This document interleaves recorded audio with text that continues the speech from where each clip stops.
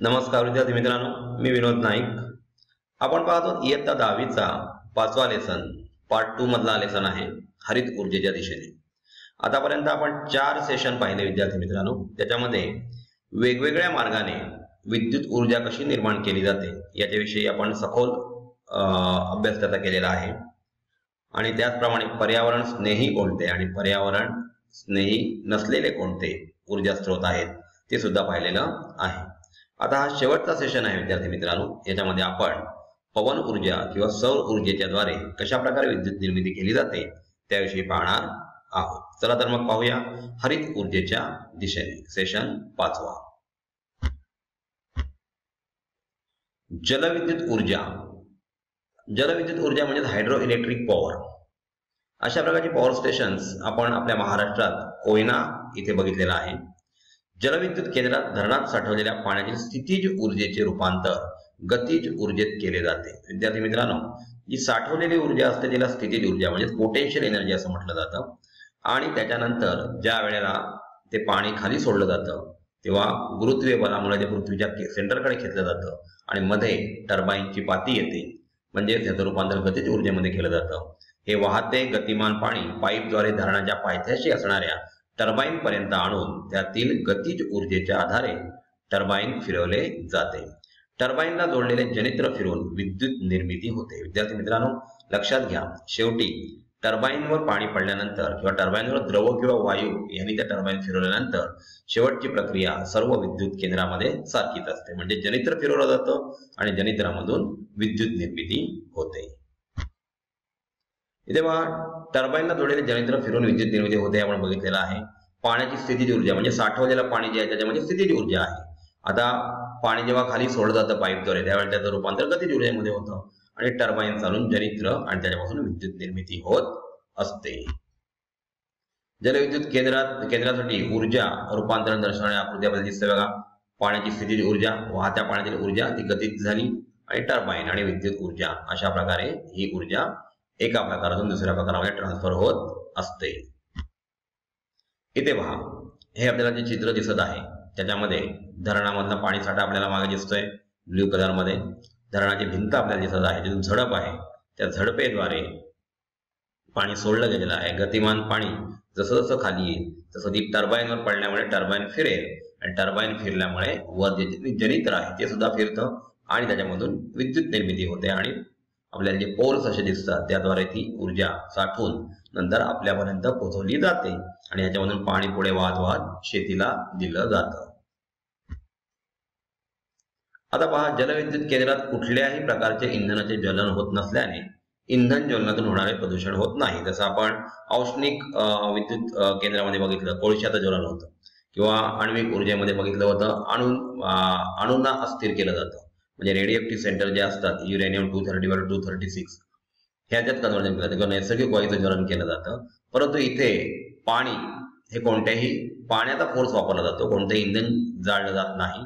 परंतु मोठ्या धरणांमुळे होणारे लोकांचे विस्थापन तसेच त्यामुळे पाण्याखाली जाणारी जंगले, सुपीक जमीन, पाण्यातील सजीव सृष्टीवर होणारा विपरीत परिणाम यामुळे जलविद्युत केंद्रे ही पर्यावरण स्नेही आहेत किंवा नाहीत हा नेहमीच वादाचा मुद्दा ठरलाय. आता आपल्याला याच्याविषयी काय वाटतं ते आपण सांगू शकतो, कारण पाणी ह्याच्यामधून वाहत पुढे आलं की ते शेतीमध्ये जातं. जास्त प्रमाणात पाणी असेल तर शेतीचं सुद्धा नुकसान होऊ शकतं. पावसाच्या दिवसामध्ये प्रचंड प्रमाणात पाऊस पडला असेल तर भरपूर जमा झालेलं पाणी धरणामध्ये ते सोडलं जातं आणि त्यामुळे तिथले गावच्या गाव हलवावे लागतात. आता हे जे जरा डोके चालवामध्ये आपल्याला दिसतंय ते आपल्याला मागील जी स्लाइड बघितली होती त्याच्यामध्ये जे पिक्चर आपण बघितलं होतं त्याच्यानुसार आपल्याला या गोष्टी तिथे दिसत आहेत आणि कशा प्रकारे हायड्रो इलेक्ट्रिक पॉवर स्टेशनद्वारे विद्युत निर्मिती होते याची सुद्धा माहिती आपल्याला इथून मिळत आहे. जलविद्युत निर्मितीचे काही फायदे आणि काही प्रश्न आपण बघूया. जलविद्युत केंद्रात कुठल्याही प्रकारचे इंधनाचे ज्वलन होत नसल्याने इंधन ज्वलनातून होणारे प्रदूषण होत नाही म्हणजे पर्यावरणात स्नेही आहे. धरणात पुरेसा पाणीसाठा असल्यास पाहिजे तेव्हा विद्युत निर्मिती करणे शक्य आहे. म्हणजे पुरेसा पाणीसाठा, पाणी जमवून ठेवलं आणि जेव्हा हवी तेव्हा आपण ते पाणी जर सोडलं तर त्यामधून टर्बाईन फिरून विद्युत निर्मिती होऊ शकते. वीज निर्मिती करताना धरणातून पाणी जरी वापरले गेले तरी पावसामुळे धरण पुन्हा भरल्यास वीज निर्मिती अखंड होऊ शकते. म्हणजे पावसामुळे आपल्याला पाऊस सर्वकडे पडत असतो आणि त्यामुळे हे जे पाणी आहे ते परत एकदा धरणात साठवून त्याच्यापासून परत ऊर्जा निर्मिती करू शकतो, हे त्याचे फायदे झाले. परंतु काही प्रश्न बघा. धरणात साठलेल्या पाण्यामुळे पाठीमागची खूप मोठी जमीन पाण्याखाली येऊन काही गावे विस्थापित होऊ शकतात. विस्थापित लोकांच्या आता बघा विस्थापित गावं होतात आणि त्यामुळे विस्थापित लोकांच्या पुनर्वसनाचा प्रश्न निर्माण होतो. मोठ्या प्रमाणात सुपीक जमीन जंगले पाण्याखाली येऊ शकतात. म्हणजे पाणी मोठ्या प्रमाणात सोडल्यामुळे अशा प्रकारे सर्वकडे पाणीच पाणी होऊ शकतं. वाहत्या पाण्याचा प्रवाह अडल्यामुळे पाण्यातील सजीव सृष्टीवर त्याचा विपरीत परिणाम होऊ शकतो. म्हणजे जलविद्युत निर्मिती समोर येईल. परंतु हे प्रश्न सोडण्यासाठी फार मोठ्या प्रमाणावर आपल्याला विद्युत निर्मिती जी आहे ती जलविद्युत न करता इतर गोष्टीतून केली गेली पाहिजे. इथे पहा भारतातील काही प्रमुख जलविद्युत निर्मिती केंद्र आहेत. जसं की टेहरी उत्तराखंड मध्ये 2400 मेगावॅट, कोयना आपल्या महाराष्ट्रामधलं 1960 मेगावॅट, श्रीशैलम हे आंध्र प्रदेशामधलं आहे 1670 मेगावॅट आणि नाथपा झाकरी हे हिमाचल प्रदेशमधील 1500 मेगावॅट क्षमता असलेलं विद्युत निर्मिती केंद्र आहे. तर अशा प्रकारे आपल्याला दिसतंय की कोयना धरण ज्यातून पाणी वाहताना आपल्याला दिसत आहे आणि त्या टर्बाईनवर पाडून कशा प्रकारे विद्युत निर्मिती केली जाते ती आपण आधीच्या स्लाइड मध्ये पाहिलेलं आहे. आता आपण पाहूया हायड्रोइलेक्ट्रिक पॉवर स्टेशन नंतर पवन ऊर्जेवर आधारित विद्युत निर्मिती कशा प्रकारे केली जाते. वाहत्या वाऱ्यातील गतिज ऊर्जेचे विद्युत ऊर्जेत रूपांतर करणाऱ्या यंत्राला पवन चक्की असे म्हणतात. आपण घाटमाथ्यावर गेल्यानंतर बऱ्याच ठिकाणी किंवा समुद्र किनारी आपल्याला अशा प्रकारच्या पवन चक्क्या फिरताना दिसतात. याच्यामध्ये पवन चक्कीची पाती फिरल्यानंतर म्हणजे ही टर्बाईन आहे, त्या टर्बाईनच्या पाती फिरल्यानंतर त्याच्यानंतर आपल्याला पुढे जनित्रचा वापर केला जातो. आता यामध्ये असलेल्या टर्बाईनच्या पात्यांवर वाहती हवा आदळल्यामुळे ती पाती फिरतात. फिरणाऱ्या पात्यांमुळे जनित्र फिरते व विद्युत ऊर्जा निर्मिती होते. म्हणजे त्याच्यानंतर ती क्रिया सर्व पॉवर स्टेशन मध्ये सारखीच आहे. विशिष्ट वेगाने वाहणारा वारा, हवेवर फिरणारे मोठी पाती असलेले टर्बाईन आपल्याला दिसते. आणि अशा प्रकारच्या पवन चक्क्या आपण बऱ्याच वेळेला अहमदनगर वगैरे या बाजूला पाहत असतो. आता वाहता वारा जो असतो त्याच्यामुळे काय होते तर या पात्यांना गती मिळते. गतीमुळे म्हणजे टर्बाईनला गती मिळते, त्याच्यामुळे जनित्र फिरते आणि जनित्र फिरल्यामुळे विद्युत ऊर्जा निर्माण होते. अशा प्रकारे पवन ऊर्जेवर आधारित विद्युत निर्मिती केंद्रातील ऊर्जा निर्माण केली जाते. हे लक्षात घ्या, अगदी 1 किलोवॅट पेक्षा कमी क्षमतेपासून 7 मेगावॅट एवढ्या क्षमतेने पवन निर्मिती यंत्र उपलब्ध आहे. म्हणजे 1 किलोवॅट पेक्षा कमी किंवा 7 मेगावॅट एवढ्या क्षमतेची ऊर्जा निर्मिती आपण करू शकतो. उपलब्ध असलेल्या हवेच्या वेगानुसार विशिष्ट क्षमतेची यंत्रे बसवण्यात येतात. म्हणजे हवा कशा प्रकारे उपलब्ध आहे, कोणत्या दिशेने हवा वाहते याच्यानुसार आपण तिथे विशिष्ट प्रकारची यंत्र वापरतो. पवन ऊर्जेपासून विद्युत निर्मितीसाठी आवश्यक वेगाची हवा उपलब्ध असेल का हे तेथील अनेक भौगोलिक गोष्टींवर अवलंबून असते. म्हणजे कोणत्या प्रकारची हवा तिथे उपलब्ध असेल ते आपल्याला भौगोलिक परिस्थिती कशी आहे, ते कोणत्या ठिकाणी आहे, किती उंचीवर आहे याच्यावर अवलंबून असते. सागरी किनारी हवेचा वेग जास्त असल्याने तो परिसर पवन ऊर्जेपासून विद्युत ऊर्जा निर्मितीसाठी योग्य असतो. म्हणजे आपल्याला माझ्या लँड ब्रिज किंवा सी ब्रिज आपण बघितलेले आहेत आणि तिथे हवा सारखी वाहत असल्यामुळे अशा ठिकाणी पवन ऊर्जेपासून विद्युत निर्मिती केली जाते. इथे पहा, पवन ऊर्जेपासून विद्युत निर्मिती करण्यासाठी पात्यांची काही लांबी, आपल्याला किती क्षमता असलेली विद्युत ऊर्जा निर्माण करायची आहे. बघा, क्षमता 2 किलोवॅट असेल तर पात्यांची लांबी 1.5 मीटर असावी लागते.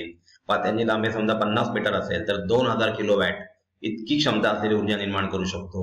पात्यांची लांबी समजा 100 मीटर असेल तर 6000 ते 7000 किलोवॅट इतकी ऊर्जा निर्मिती केली जाते. आणि अशा प्रकारची जी पवन चक्की लावली जाते ती समुद्र किनारी पवन चक्की लावली जाते. आता पवन चक्की प्रकल्पामध्ये साधारण 50 मीटर एवढी पातीची लांबी असते. आणि अशा प्रकारे भारतातील काही प्रमुख पवन विद्युत निर्मिती केंद्रे त्याबद्दल क्षमतेबद्दल माहिती आपल्याला मिळवायची आहे. जसं आपण अणुऊर्जेबद्दल बघितलं किंवा हायड्रोइलेक्ट्रिक पॉवर स्टेशन नैसर्गिक वायू यांच्याविषयी बघितलं, त्याप्रमाणे पवन ऊर्जा सुद्धा कशी मिळवली जाते याची माहिती आपण मिळवू शकतो.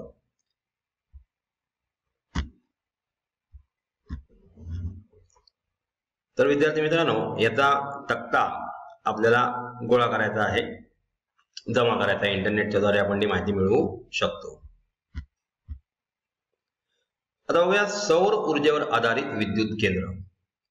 आतापर्यंत आपण पर्यावरण स्नेही यांचा विचार करताना हायड्रोइलेक्ट्रिक पॉवर स्टेशन, त्याचप्रमाणे पवन ऊर्जा त्याच्याद्वारे ऊर्जा निर्मिती कशी केली जाते त्याविषयी पाहिलं. आता बघूया सौर ऊर्जा म्हणजे सोलर एनर्जी कशा प्रकारे तयार केली जाते. आता इतर ऊर्जा निर्माण करताना जनित्रांचा वापर करावा लागतो, परंतु सौर ऊर्जा निर्माण करताना सूर्यकिरणांत असलेल्या ऊर्जेचा वापर करून विद्युत ऊर्जेची निर्मिती केली जाते. म्हणजे इथे फोटोव्होल्टाइक सेल वापरला जातो आणि फोटॉनची निर्मिती केली जाते. म्हणजे आपण बघितलेलं आहे की याच्यापूर्वी आपण जनित्रांचा वापर करत होतो, तर इथे सूर्यकिरणांमध्ये असलेल्या ऊर्जेचा वापर केला जातो. सौर ऊर्जेचा वापर करून विद्युत चुंबकीय प्रवर्तन या तत्वाचा उपयोग न करताही विद्युत निर्मिती करता येते. म्हणजे आतापर्यंत आपण जे बघितलं, जेवढे काही जनित्र पाहिली ती सर्व विद्युत चुंबकीय प्रवर्तनाचा नियम वापरत होते, म्हणजे इलेक्ट्रिकल मॅग्नेटिक इंडक्शन तिथे वापरत होते. परंतु सौर ऊर्जेचा वापर करताना अशा प्रकारच्या प्रवर्तनाचा वापर न करताही विद्युत निर्मिती करता येते. सूर्यकिरणातील प्रकाश ऊर्जेचे रूपांतर औष्णिक ऊर्जेत करून त्याद्वारे टर्बाईनच्या साहाय्याने जनित्र फिरून विद्युत ऊर्जेची निर्मिती सुद्धा केली जाऊ शकते. म्हणजे सूर्यकिरणाचा वापर करायचा आणि त्याच्यानंतर पाणी गरम होतं, म्हणजे औष्णिक ऊर्जा निर्माण होते आणि त्याच्यापासून वाफेमुळे टर्बाईन फिरतात, टर्बाईनमुळे जनित्र फिरतात आणि जनित्रामुळे विद्युत निर्मिती केली जाऊ शकते. आता सौर विद्युत घटाविषयी म्हणजे या सेल विषयी आपल्याला माहिती असायला पाहिजे, कारण आपण बऱ्याच ठिकाणी बघतो आता अशा प्रकारचे पॅनल्स आपल्याला दिसत असतात. सौर विद्युत घट सूर्यकिरणातील प्रकाश ऊर्जेचे रूपांतर सरळपणे विद्युत ऊर्जेत करतात. या प्रक्रियेला फोटोव्होल्टाइक परिणाम असे म्हणतात. म्हणजे सौर ऊर्जेमध्ये सूर्यकिरणामध्ये जी ऊर्जा आहे त्याचं रूपांतर डायरेक्ट विद्युत ऊर्जेमध्ये इथे केलं जातं. आता ही ऊर्जा जी असते ती डीसी असते. डीसी म्हणजे डायरेक्ट करंट असतो आणि या शक्तीच्या स्वरूपात ती उपलब्ध होते. हे घट सिलिकॉन पासून बनलेले असतात. सिलिकॉनच्या 1 चौरस सेंटीमीटर क्षेत्रफळाच्या एका सौर विद्युत घटापासून जवळपास 30 मिली एम्पियर एवढी विद्युतधारा तर 0.5 व्होल्ट एवढे विभवांतर म्हणजे व्होल्टेज मिळत असते. म्हणजे 1 चौरस सेंटीमीटर जर आपण सिलिकॉनची चिप घेतली तर त्यापासून आपल्याला 30 मिली एम्पियर एवढी विद्युतधारा इलेक्ट्रिक करंट आणि 0.5 व्होल्ट इतकं विभवांतर त्या प्रकारे मिळत असतं. त्यांची अरेंजमेंट कशा प्रकारे आहे, समांतर आहे का किंवा सिरीज मध्ये आहे, त्याच्यावर आधारित आपण हवी तेवढी विद्युत ऊर्जा त्यामधून काढू शकतो. इथे पहा, सौर विद्युत घट सूर्यकिरणातील प्रकाश ऊर्जेचे रूपांतर सरळपणे विद्युत ऊर्जेत करतात हे आपण पाहिलेलं आहे. त्याचप्रमाणे 1 चौरस सेंटीमीटर मध्ये आपण 0.5 व्होल्ट एवढं विभवांतर आणि 30 मिली एम्पियर एवढी विद्युतधारा काढतो. सिलिकॉनच्या एका सौर घटाचे क्षेत्रफळ साधारण 100 स्क्वेअर सेंटीमीटर असल्यास एका सौर घटकापासून जवळपास 3 एम्पियर म्हणजे 30 मिली एम्पियर आपल्याला माहिती आहे एका चिप पासून 1 सेंटीमीटर पासून 1 चौरस सेंटीमीटर पासून, आणि असे 100 चौरस सेंटीमीटर जर असेल तर 30 मिली एम्पियरला आपण 100 ने मल्टिप्लाय केलं तर 3000 मिली एम्पियर म्हणजे 3 एम्पियर एवढी विद्युतधारा आणि 0.5 व्होल्ट एवढे विभवांतर मिळते. लक्षात ठेवा, सौर घटापासून मिळणारे विभवांतर त्याच्या क्षेत्रफळावर अवलंबून असते. आता बघा, सूर्यकिरणातील प्रकाश ऊर्जा फोटोव्होल्टाइक परिणाम करून दिष्ट विद्युत ऊर्जेमध्ये म्हणजे डायरेक्ट करंट मध्ये त्याची आपण निर्मिती करू शकतो. इथे पहा, घट 1 आणि घट 2 अशा 2 प्रकारचे घट दाखवलेले आहेत. त्यांच्यामधलं विभवांतर, आता ह्या 2 विभवांतर म्हणजे एका पासून मिळणारं विभवांतर आणि 2 घटांपासून मिळणारं विभवांतर यांची बेरीज केली जाते आणि करंट सुद्धा I1 आणि I2 अशा प्रकारे मोजला जातो. हे सिरीज मध्ये जोडल्यानंतर जर आपण समांतर जोडणी केली तर त्याच्यापासून आपल्याला माहिती आहे एकापासून 1 व्होल्ट म्हणजे 0.5 व्होल्ट जर मिळत असेल तर दोघांपासून फक्त इथे 0.5 व्होल्ट एवढंच मिळेल आणि करंटची मात्र इथे बेरीज होईल. अशा प्रकारे यांची रचना केलेली असते. सौर घटांची समांतर जोडणी दाखवलेली आहे बघा. सौर घट एकत्रित जोडून बनलेले सोलर पॅनल आपल्याला दिसतंय आणि सौर घट ते सौर आरे ह्याला म्हटलं जातं. या आऱ्यांची रचना अशा प्रकारे केलेली असते. सौर घट, विद्युत घट, इन्व्हर्टर, एसी वर चालणारे विद्युत उपकरण. इन्व्हर्टर म्हणजे आपण जनरली जिथे लोड शेडिंग होते तिथे इन्व्हर्टर वापरला जातो आणि त्याच्यावर एसी वर म्हणजे अल्टरनेटिंग करंटवर चालणारे विद्युत उपकरण आपण बघितलेली आहेत. आपल्या घरातली जी उपकरणं चालतात ती अल्टरनेटिंग करंटवर चालतात, डायरेक्ट करंटवर चालत नाही. इथे पहा, अशा प्रकारे सौर विद्युत निर्मिती केंद्राचा आराखडा दिसतोय आपल्याला. त्यांनी तिथे सोलर पॅनल उभे केलेले आहेत. सौर ऊर्जा तिथे आलेली आहे आणि त्याच्यापासून इलेक्ट्रिकल पॉवर ग्रीडच्या सहाय्याने ती एनर्जी आपल्यापर्यंत येऊ शकते. आता आपल्याला काही सौर ऊर्जा विद्युत निर्मिती केंद्रांची माहिती मिळवायची आहे इंटरनेटच्या द्वारे आणि ती आपल्याला आपल्या वहीमध्ये लिहून ठेवायची आहे. सौर औष्णिक सोलर थर्मल विद्युत केंद्र बघा, कोळसा अणुऊर्जा यांद्वारे औष्णिक ऊर्जा मिळवून विद्युत ऊर्जा निर्माण करता येते आपण पाहिलेलं आहे. अशीच औष्णिक ऊर्जा म्हणजे पाणी गरम करून त्याच्यापासून ऊर्जा मिळवायची असेल तर सूर्यप्रकाशापासून अशा प्रकारे विद्युत ऊर्जा निर्मिती केली जाते आणि टर्बाईन फिरून त्याच्यानंतर परत एकदा आपल्याला विद्युत ऊर्जा मिळत असते. इथे पहा आकृतीमध्ये दाखवल्याप्रमाणे सूर्य किरण परावर्तित करणारे अनेक परावर्तक वापरून सूर्य किरण मनोऱ्यावरील एका शोषकावर केंद्रित केले जातात.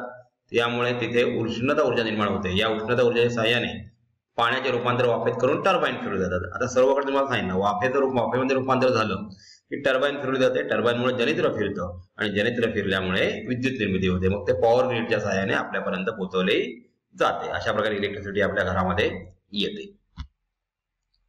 इथे पहा जगात विद्युत ऊर्जा निर्मितीसाठी वापरले जाणारे ऊर्जा स्रोत कोणते आहेत तर कोळसा 41% प्रमाणात वापरला जातो.